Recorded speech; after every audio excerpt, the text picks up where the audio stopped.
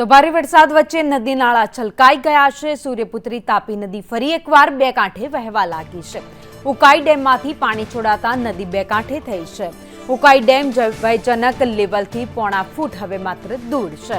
તો ડેમના 10 દરવાજા ખોલી પાણી છોડવામાં આવી રહ્યું છે। તાપી નદીની સપાટી હાલ 8.12 મીટર છે। વિયરકમ કોઝવે સતત 3 મહિનાથી બંધ છે। વિયરકમ કોઝવે ફરી એકવાર ઓવરફ્લો થઈ ગયો છે। ઉકાઈ ડેમની સપાટી હાલ 344 ફૂટ છે।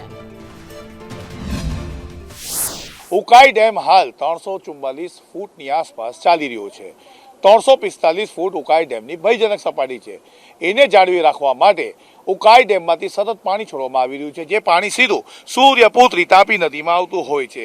વિયરકમ કોઝવે જે રાંદેર અને સિંગરપોરને જોડતો બનાવવામાં આવ્યો છે, ત્યાં અત્યારે તમને દેખાશે કે ઉકાઈ ડેમમાંથી જે પાણી છોડવામાં આવી રહ્યું છે તે હાલ 16,697 ક્યુસેક છે। હાલાકી આપણે જ્યારે વાત કરી રહ્યા છીએ ત્યારે કાલે 1,25,000 ક્યુસેક જેટલું પણ પાણી છોડવામાં આવ્યું હતું।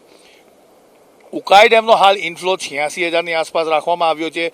સૂર્યપુત્રી તાપી નદીનો જે વિયરકમની સપાટી અત્યારે છે તે 8.24 મીટરે છે।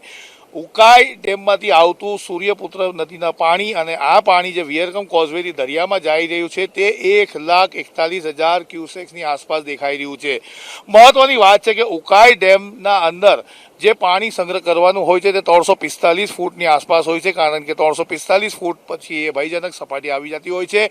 તેને જાળવી રાખવા માટે ઉકાઈ ડેમના કેચમેન્ટ એરિયામાં સતત વરસાદ પડી રહ્યો છે। સૂર્યપુત્રી તાપી નદીના કેચમેન્ટમાં પણ વરસાદ પડી રહ્યો છે, એટલે આ સતત પાણી અને સૂર્યપુત્રી તાપી નદીમાં નવા નીર આવી રહ્યા છે, જેના કાંઠે ફરી એકવાર સૂર્યપુત્રી તાપી નદી બે કાંઠે વેઠી નજરે આવી રહી છે।